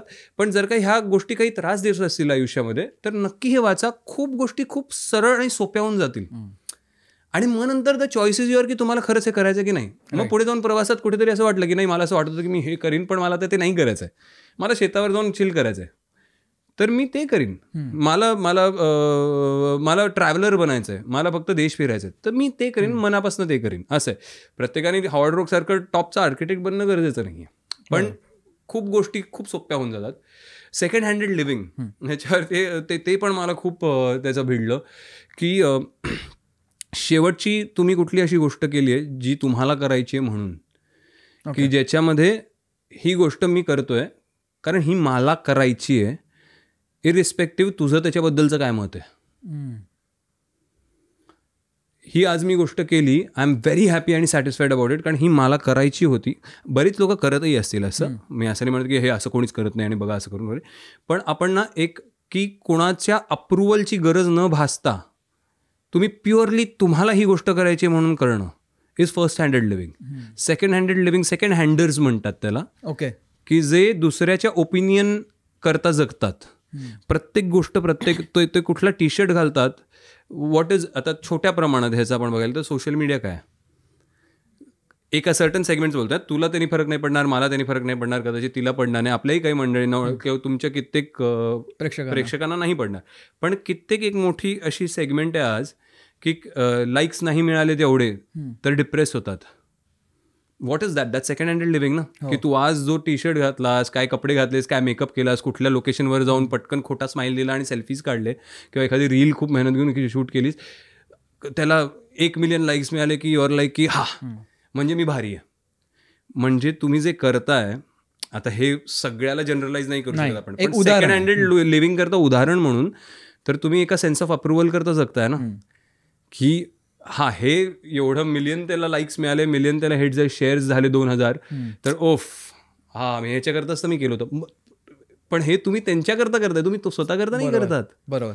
हे त्यांचं अप्रुव्हल मिळवण्याकरता तुम्ही रोज सकाळी डोळे उघडले की डोळे मिटेपर्यंत तुम्हाला रात्री तुम्ही फक्त तुमचा फॉलोअर्सचा काउंट चेक करताय आणि लाईक्स चेक करताय.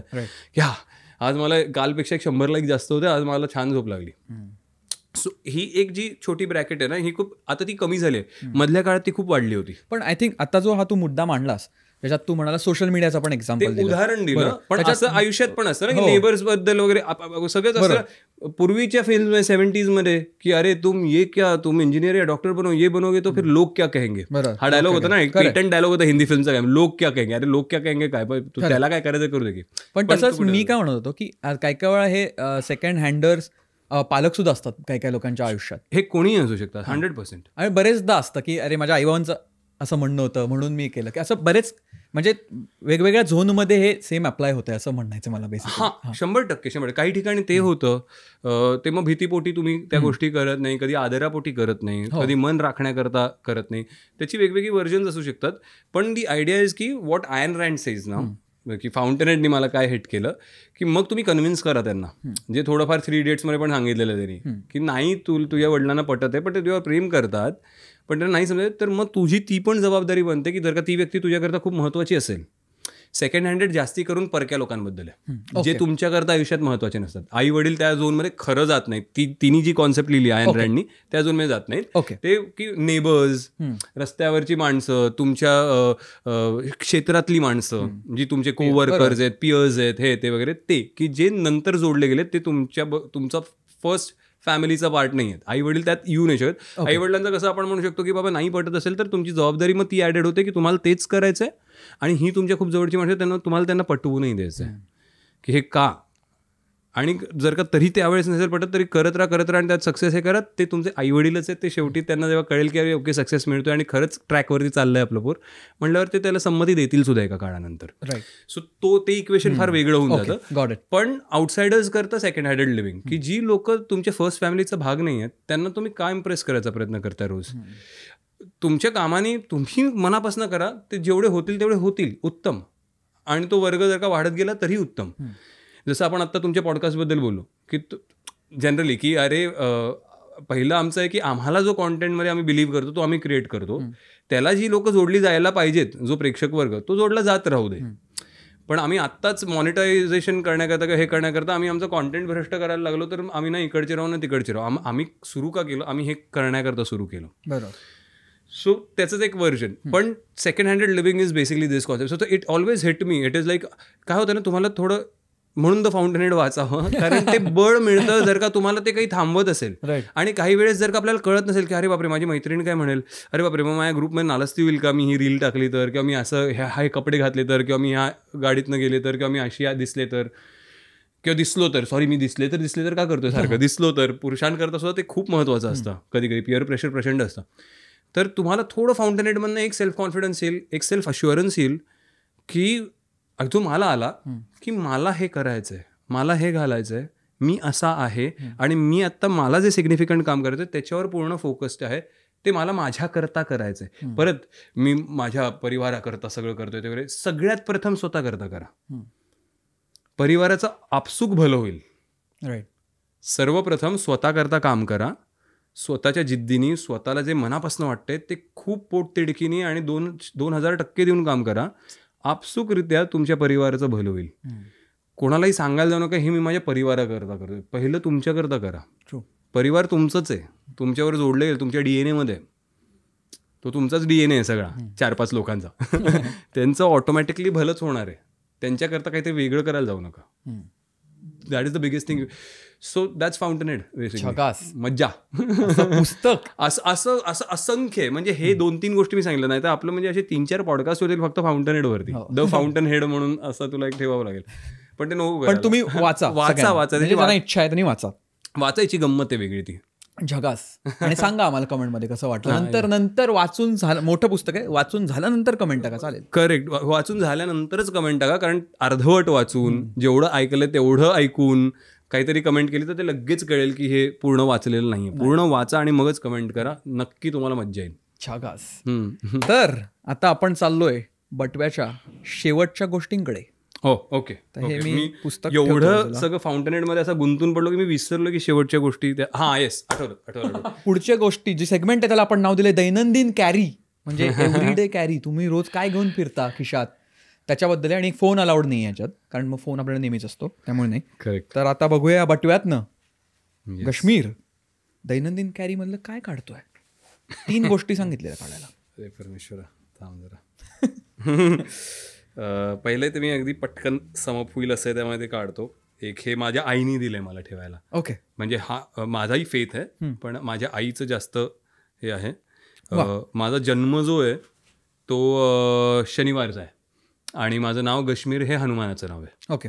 सो मला ॲक्च्युली ग पासनं नाव ठेवायचं होतं आणि हनुमानाचंच नाव पाहिजे होतं, कारण शनिवारी जन्माला आला आहे. सो ग पासनं हनुमानाची त्यांच्याकडे ऑप्शन्स 3च होती. एक गस्याय होतं. ओके. तर आईचं झालं गस्याय, फार असं ऑड वाटतं, गस्याय महाजनी, गस्याय महाजनी हे काय. मग दुसरं होतं गदाधर. पण मग गदाधर नाव जरी गोड असलं तरी तिला मनात भीती वाटली की शाळेत सगळे गदाधर म्हणजे थोडंसं त्याचं लहान पोरं इतर वगैरे गदाधर कोण त्याचं मस्करी वगैरे नको करायला, गदाधर. आणि मग तिसरं होतं काश्मीर. सो मग काश्मीर फायनली तिने लॉक केलं गुरुजींबरोबर आणि काश्मीर नाव. सो आमच्याकडे माझं हनुमानाचं खूप जास्त आहे. ह्याच्यामध्ये हनुमानाचं सगळं हनुमान चालिसा आहे, मारुती स्तोत्र आहे ते वगैरे सगळे. आणि मारुती स्तोत्र मी आणि व्योमला पण पाठ आहे आता, तोंडपाठ. आणि आम्ही मारुती स्तोत्र रोज सकाळ संध्याकाळ बोलतोच. सो हे मला तिने कायम ठेवायला सांगितलं माझ्याबरोबर. सो ते. आणि सगळ्यात चांगली आणि इंटरेस्टिंग गोष्ट परत आता सुचली म्हणून सांगतोय, सॉरी. पण सॉरी काय, हा नाही म्हणजे की वेगळं वायफळ पॉडकास्ट, वायफळ चाललंय सगळं. करेक्ट. सो व्योम, आता हे परत व्योमला माहीत नाही किंवा कधी माहीत नव्हतं, आता आम्ही त्याला सांगतो. त्याला माहीत नव्हतं की त्याच्या वडिलांचं नाव हनुमानाचं आहे. ओके. ऑफकोर्स नव्हतं. 2-3 वर्षाच्या मुलाला काय. व्योमचा सगळ्यात आवडता प्राणी, त्याला विचारलं की तुम्ही कोण आहात, तर काय ससा हे ते वगैरे किंवा कुत्रं किंवा हे ते नाही, वानर. आणि तोही म्हणेल की मी वानर आहे. व्योम हनुमानाची अचाट भक्ती करतो. वा. अचाट. त्याला कुठल्याही फॅशन शोच्या ह्याच्यामध्ये, आणि हे सगळं तेव्हापासून जेव्हा त्याला माहिती नव्हतं की त्याच्या वडिलांचं नाव हनुमान आहे. आम्हाला हे कळतच नाही, त्याची काहीतरी एक नाळ जोडली गेलेली आहे हनुमानाशी. त्याला मारुती स्तोत्र पूर्ण पाठ आहे. काही बोबडे शब्द जरी आले तरी संस्कृतमध्ये सगळं व्यवस्थित म्हणतो तो. कुठली फॅन्सी ड्रेस कॉम्पिटिशन कुठलाही असेल तर त्याला हनुमान सोडून काहीच बनायला तो तयारच नसतो. त्याच्याकडे त्याची जी गदा आहे, त्याला मी आता रोमेनियाला गेलो होतो तर मी स्पायडरमॅनचं मास्क आणलं, हे केलं ते केलं वगैरे बरंच काय केलं. त्याच्याशी थोडाफार खेळतो, पण nothing can replace Hanuman for him. आणि तो भक्त. आणि आता त्याला आम्ही सांगायला लागलोय की मी सांगायला लागलोय कधी माझ्याकडे जर का आला नाही, लाडाने बोलवलेलं, तर आता मुडी होतात ना पोरं, 6 वर्षाचं झालंय, त्यामुळे नाही हे करून हात झटकून बोलवलं, तर मी म्हणलं हनुमानजी, माझं नाव हनुमानजींचं आहे, हनुमान तू वानर आहेस ना. मग तो असं ओढून ताणून की आता तू हनुमानजीचं नाव घेऊन ब्लॅकमेल करतोस म्हणून येऊन अशी एक अर्धी मिठी मारून वगैरे जातो की बाबा just out of respect for Hanumanji मी येणार आहे. सो आय डोंट नो, हे बघ हे खूप कॉस्मिक आहे मी जे बोलतोय ते आता. पण हे कसं, I can't live without my son. I mean the most precious thing in my life right now और फॉर एव्हर. आता ह्यापुढे सुद्धा माझं मूल असणार आहे. ते मूल जन्माला आलं, ते एक हनुमानाचं नाव असलेल्या बापापोटी जन्माला आलं, बापाचा प्रचंड जीव मुलावरती, आणि मूल जन्मताच हनुमानाचा भक्त आहे. जन्मताच म्हणजे काही वर्षातच त्याला सगळ्यात जास्त गोष्ट जी आकर्षित करते, ज्या गोष्टीने आकर्षित केलं ते हनुमानजी आहे. हे काय कुठून जोडून आलंय काय हे, बट इट इज जस्ट की ते DNA मध्ये आहे. पण माझ्या DNA मध्ये काही नाही, माझं फक्त नाव हनुमानाचं आहे आणि माझा शनिवारचा जन्म आहे. पण मला असं एक कॉस्मिक कनेक्शन एखाद्या व्यक्तीबरोबर जो आपण म्हणतो ना, इट्स जस्ट दॅट. आणि म्हणून मग मला आईने जेव्हा सांगितलं तर हे माझ्या शूटिंगच्या बॅगमध्ये असतं नेहमी. ओके. हे आणि जर का मी शूटिंग करत नसलो तर हे माझ्या गाडीमध्ये असतं. सो मी मीटिंग्सला वगैरे ऑब्व्हियसली एवढं मोठी पुस्तकं मी कॅरी नाही करू शकत आतमध्ये जाताना, पण हे मी जी कुठली बॅग त्या दिवशी कॅरी करत असेल त्याच्यात असतं, नाही तर गाडीत ठेवलेलं असतं. सो हे एक माझ्या आईकरता मी आणि माझ्याकरता ठेवतो. हनुमान कवच म्हणतात त्याला. मस्त. हे दैनंदिन कॅरीचा तुझा एक भाग. हा एक भाग आहे. 100% मी जातो तिकडे असतं माझ्याबरोबर. दुसरा भाग आहे, मला ना असंख्य फॅन्सची पत्र येतात. ओके. तर जे लेटेस्ट पत्र आलेलं ना, आता हे पत्र मला आत्ता माझ्या बॅगमध्ये सापडलं, कारण हे मी सध्या कॅरी करतो. तर फॅन्सनी जी हस्तलिखित पत्र पाठवलेली असतात ना, त्यातलं जे लेटेस्ट असतं, जे मला मनाला भिडलं पण असतं आणि जे मला फील गुड देतं. कारण कित्येकदा मी काम करतो तेव्हा मला असं होतं की me out of the way जाऊन कुठलं काम करत असेल किंवा गरजेपेक्षा जास्त कुठलं काम करत असेल इन्व्हॉल्वमेंट दाखवून, तर आपल्याच आजूबाजूची लोक कित्येकदा म्हणतात की का करतोय रे. कोणी हे नाही म्हणत की, फार कमी लोक अशी म्हणतात पण की वा वा वा छान छान, पण बऱ्याचदा लोक हे म्हणतात का करतोय. आणि माझं असं होतं की का करतोय का, अरे असं बोल ना की अरे वा मस्त तू हे पण करतोयस, का करतोय काय, का करतोय काय, चांगलंच करतोय ना काहीतरी, गरजेपेक्षा जास्त करतोय पण चांगलंच करतोय.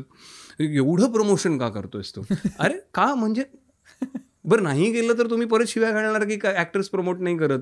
आता me out of the way जाऊन जर का करतोय, एवढं आउट ऑफ द वे जाऊन का करतोय, मग तुम्ही मला मात्रा लिहून द्या की एवढंच करायचं, मग तुम्ही खुश व्हाल, बाकी माहीत नाही. सो ह्या सगळ्या ह्याच्यामध्ये म्हणायचा हेतू हा की या सगळ्या ह्याच्यामध्ये हे असं मी कधी कधी अशी जी लेटेस्ट पत्र असतात अशी बरीच आहेत माझ्या घरी, पण लेटेस्ट जे असतं ते मी माझ्या बॅगमध्ये ठेवतो. कारण ते मी मला असं कधी असं वाटलं की असं असताना कधी असं आपल्याला जरा हे वाचलं की जरा बरं वाटतं, कारण ह्याला एक वेगळी पॉझिटिव्ह नोट मिळते. आणि असं वाटतं की अशी असंख्य लोक आहेत वेगवेगळ्या वयाचे. आता हे एका आजींनी लिहिलंय, शीतल आजी म्हणून, त्यांचं आडनाव नाही म्हणणार कारण मला नाही वाटत की त्यांना आवडेल की नाही आवडणार त्यांचं नाव घेतलेलं, पण ह्या आजींनी हे पत्र लिहिलंय. सो मी असं मधनंच मग काढून पत्र वाचत बसतो परत.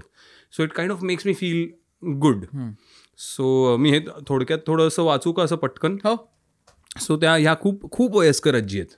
सो त्यांनी लिहिलं होतं, चिरंजीव गश्मीर यास ह्या आजींचा शुभ आशीर्वाद. तुला आश्चर्य वाटेल पण तुझे अभिनंदन करण्यासाठी मी हे पत्र लिहिलं आहे. मी एक मराठी वाचक आहे. माननीय श्री पुरंदरेंच्या कादंबरीवर सिनेमा निघतोय. हा आनंद होताच, पण त्यात चिरंजीव गश्मीर शास्त्रींची भूमिका करणार याचा आनंद होता. मी थिएटरमध्ये जाऊन सिनेमे पाहत नाही. 2 वर्षांपूर्वी चिरंजीव प्रवीणचा धर्मवीर पाहिला होता, आवडला. पण यावेळी मी तुझा फुलवंती हा पिक्चर खास तुझा अभिनय पाहण्यासाठी थिएटरमध्ये जाऊन पाहिला आणि तू तो रोल अतिशय छान निभावलास, प्रचंड आनंद दिलास. दुसरे महत्त्वाचे हे की चिरंजीव प्रवीणचे संवाद लेखन देखील सुंदर होते. सोबत सौ स्नेहलचे दिग्दर्शनही अप्रतिम होते. तिचेही अभिनंदन. प्राजक्ताच्या निर्मितीच्या धाडसाचे कौतुक आणि तिचे भूमिकेसाठी घेतलेले श्रम कौतुकास्पद होते. यापुढेही जाऊन तुमचे उत्तरोत्तर काम यशस्वी व्हावे हा तुम्हा सर्वांना शुभ आशीर्वाद. चिरंजीव गश्मीर, तू कष्टाने भरारी घेतलीस, पुढे जाऊन ती गरुड भरारी व्हावी अशी इच्छा व्यक्त करून पत्र इथेच पुरं करते. वा. आता हे खूप साध्या शब्दात सोप्या शब्दात लिहिलंय, पण एक काइंड ऑफ, आता ह्यांचं वय 70च्या पुढे असेल. सो युजली मी कॉलेजेसमध्ये गेलो की तरुण मुलींचं एक काइंड ऑफ एक ॲडमिरेशन मिळतं, मग त्यांच्याशी गप्पा संवाद होतात. पण मी पुण्याला गेलो आमच्या इन्स्टिट्यूटमध्ये की आमची एक विमेन्स बॅच सो त्या सगळ्या खूप मला प्रेम देतात. मग पण त्याच्याबरोबर एक रेंज पण आहे की एक 70 वर्ष आम्ही आता नाशिकला महामॅरेथॉनला गेलो होतो प्रमोट करायला माझी फिल्म. तर तिकडे 2 आजी आल्या आतमध्ये अशा 70-75 वर्षाच्या आणि त्या नऊवाऱ्या वगैरे नेसलेल्या अशा छान ट्रेडिशनल याच्या होत्या. पहाटे 6:30 आले होते बरं का मॅरेथॉनच्या इथे. तर त्या आल्या आणि त्यांनी मला टेंटमध्ये असं जबरदस्ती नाही पण असं खेचून न विचारता हा माझा नातू याच्याबरोबर फोटो काढ. सो बाकी सगळे फोटोज काढत होते वगैरे पण मला ते फार विलक्षण छान वाटलं. असं वाटलं की हे खूप छान आहे की तुमच्या पात्रामुळे प्रत्येक वयाच्या स्त्री, कारण माझ्या आयुष्यात स्त्रियांनी खूप महत्त्वाचा रोल प्ले केला आहे. माझ्या आईनी, माझ्या मोठ्या बहिणीनी, माझ्या शिक्षकांनी, माझ्या निर्मात्यांनी, माझ्या बऱ्याचशा निर्मात्या ज्या खूप चांगल्या जोडल्या गेल्या त्या महिला आहेत आणि खूप यशस्वी निर्मात्या आहेत. सो अशा स्त्रियांचं प्रेम ह्या रेंजमधनं की प्रत्येक मुलीला आपला भाऊ किंवा आपला प्रियकर, प्रत्येक थोड्या वयाने मोठ्या मुलीला जी लग्नाची असेल तिला आपला नवरा, माझ्या पात्रांमध्ये जर का दिसला तर की त्याच्यापेक्षा थोड्या वयाने मोठ्या व्यक्तीला त्यांचा मुलगा आणि आज्याने जर का त्यांचा नातू त्या पात्रांमध्ये दिसत असेल आणि त्या अनुषंगाने माझ्यामध्ये दिसत असेल तर हा खूप चांगला कनेक्ट आहे, हा खूप मस्त कनेक्ट आहे. आणि हे अशा पत्रांमधनं मला ते वाचायला मिळतं. सो मी असं हे नेहमी हे खूप सकारात्मक होतं माझ्याकरता. कधी डाऊन फिलिंग झालं, कोणाबद्दल इरिटेशन वाटलं की हे असं का बोलतात माझी, ते तसं का बोलतात माझी, तर मग मी माझ्या आईला त्रास देत नाही. आता तिचंही वय 75च आहे, त्यामुळे मी तिच्याबरोबर प्रत्येक स्ट्रेसफुल गोष्ट शेअर नाही करत, कारण ती त्याचा वेगळा स्ट्रेस घेत बसते पुण्यामध्ये बसून. सो मग मी हा असा काही पत्र आलेलं असेल तर मी एक जवळ ठेवतो. हे लेटेस्ट होतं म्हणून हे मी घेऊन आलो आवर्जून, पण मी एक जवळ ठेवतो नाही. मी माझ्या शूटिंगच्या बॅगमध्ये किंवा माझ्या परत गाडीत हे हनुमान कवच असतं, त्यासोबत एक पत्र असतं काय एका शुभेच्छा देणाऱ्या व्यक्तीचं, शुभचिंतकाचं. मस्त.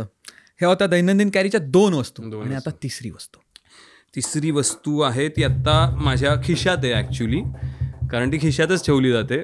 सॉरी, हा एअरपॉड्स आहेत. हे फोन अलाउड नाहीये पण तू त्यामध्ये एअरपॉड्स अलाउड नाही असं कधीच बदलायला लागणार नियमावली.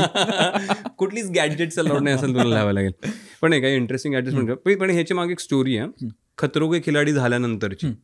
सो एअरपॉड्स माझ्याकरता खूप महत्त्वाचे. एअरपॉड्स मी सोडूच शकत नाही कुठे. हे एकतर मला हे मी विकत नाही घेतलं, हे मला माझ्या फॅन्सनी हे केलेले आहेत, वाढदिवसाला गिफ्ट केलेले आहेत, घरी पोचले होते. सो ते पाहतीला पॉडकास्ट म्हणून जरा मेन्शन केलं. पण ह्याचं महत्त्व मला खतरोनंतर खूप जास्त जाणवलं, कारण मला एक जाणवलं की हे माझे कान आणि माझा मेंदू बंद करण्याकरता निगेटिव्ह गोष्टींपासनं हे माझं वेपन आहे आत्ताचं सध्याचं. की जी कुठली मला असं खतरोच्या वेळेस जाणवलं की जे स्टंट्स मी हारलो ना ते मी तेव्हाच हारलो जेव्हा आजूबाजूला लोक जे तुमच्या कानात भरतात ते तुम्ही तुमच्या मेंदूपर्यंत आणि हृदयापर्यंत पोहोचून देता ना, तेव्हा तुमचा फोकस हलतो, तेव्हा तुमचा सेल्फ कॉन्फिडन्स हलतो, तेव्हा तुमचं डेडिकेशन किंवा काय जे असेल तुमचं टोटल एक थोडं इम्बॅलन्स होतो, एक इम्बॅलन्स क्रिएट होतो. सो तेव्हापासून माझं असं मी पब्लिकली सुद्धा जर का मला असं दिसलं की काही लोक जे काय बोलत आहेत ते मला माझ्या कानावर पडूनच द्यायचं नाही. मग त्यांना खूप शुभेच्छा, त्यांचं आयुष्य खूप यशस्वी ठरो, पण तुम्ही आत्ता जे बोलताय ते मला माझ्या कानावर नाही पडू द्यायचं आहे, कारण माझं जे चाललंय त्याच्यात मला माझा फोकस खंड येईल, मला फोकस हालू नाही द्यायचा आहे. तर मी आजकाल पब्लिकली सुद्धा काही लोकांमध्ये बसल्यावरती मी हे एअरपोर्ट्स कानात घालून बसतो. ते 1-2दा मला म्हणतात की अरे तू हमसे गप्पे नाही लगाया क्या आणि ते वगैरे, अभी तू ऐसा क्या वगैरे वगैरे. तर मी हसतो फक्त आणि त्यांना ते बोलू देतो, पण मी एअरपॉड्स जाम काढत नाही. मी माझी गाणी किंवा माझं एखादं म्युझिक पीस चालू असतो त्याच्यावरती आणि मी माझ्या विचारात बसतो. मला ज्या क्षणी कळतं की आता असे मुद्दे चर्चित होत आहेत किंवा त्याची चर्चा होते किंवा अशा काही गोष्टी बोलल्या जात आहेत ज्या मला काही निगेटिव्ह एनर्जी देतील किंवा मला माझ्या फोकसपासून हलवतील, तिकडे हे माझं सध्याचं वेपन आहे, टूल आहे, साधन आहे, सगळं आहे. It just keeps me off आणि I believe ruthlessly I just cut it off completely. So या हे हे तर मी अजिबातच सोडत आहे. आणि हे माझ्या खिशाचं, हे आज मी बटव्यात पण नाही ठेवलं, त्यामुळे मी इथे नाही घातलं. So you can be rest assured की तुमच्याशी 1.5 तास गप्पा मारताना मला एकदा एअरपॉड काढावायचंही नाही वाटलं. सो त्यामुळे you guys are pretty precious, पण हे काही लोकांकरता आहे आणि माझ्याकरता स्वतः. म्हणजे माइंडफुल लिस्निंग बद्दल बोलतात लोक, हे mindfully mindfully cutting off noise cancellation. Correct, noise cancellation device. कारण the only thing that I feel for me that can pull me back is listening to things that you should not listen to, म्हणजे तुम्हाला हलवू शकतात. लोकांच्या शब्दांमध्ये खूप ताकद असते आणि तुमचा मेंदू खूप ओव्हर ॲक्टिव्ह होतो अशा वेळेस, हायपर ॲक्टिव्ह होतो. सो झकास. येस, तर हा होता आपला वायफळ बटवा. येस, आपण पूर्ण असं मस्त बटव्यातनं गोष्टी काढून गप्पा मारलेल्या आहेत त्याच्यावर. येस, आणि तू जे काही बिल्डअप दिला होतास आणि खूप अँटिसिपेशन क्रिएट केलं होतंस, आय होप त्या अँटिसिपेशनवर आपण खरे उतरू. I hope so too. शब्द देऊन टाकूया का एक, म्हणजे कॉमेंट मध्ये टाकतील. मागच्या वेळी व्योम दिला, आठवतं का? फुल कॉमेंट सेक्शन भरलाय व्योमने.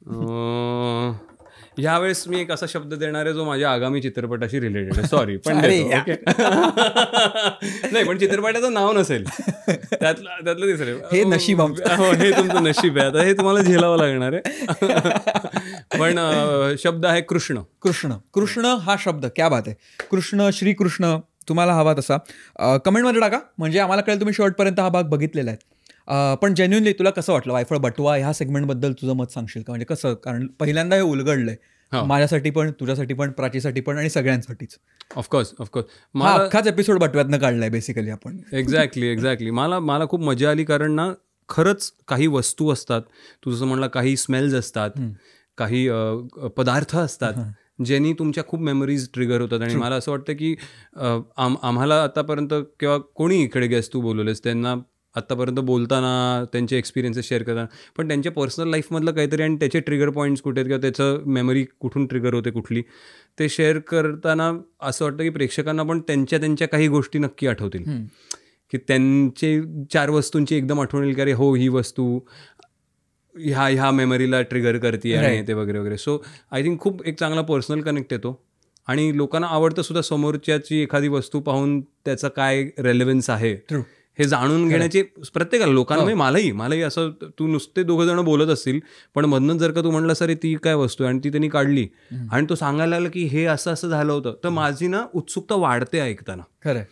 जनरल गप्पांबरोबर वायफळ गप्पांबरोबर वायफळ कुठल्या तरी गोष्टीवरती जेव्हा मेमरी ट्रिगर होते ना, तेव्हा माझी ती उत्सुकता खूप वाढते. So it's general human tendency. I think हा सेगमेंट खूप पूरक आहे त्या गोष्टी करता आणि लोकांना नक्की त्यामुळे जास्त आवडेल असं मला वाटतं. झकास. तर एवढं बोलून आपण हा भाग इथे पूर्ण करूया आणि पुढच्या भागात त्यांना लवकरच भेटूया. 100%. आणि आमच्याबरोबर या वायफळ गप्पांचा भाग झाल्याबद्दल, वायफळ बटव्याचा भाग झाल्याबद्दल खूप खूप तुमचे धन्यवाद मंडळी. खूप धन्यवाद. भेटूया.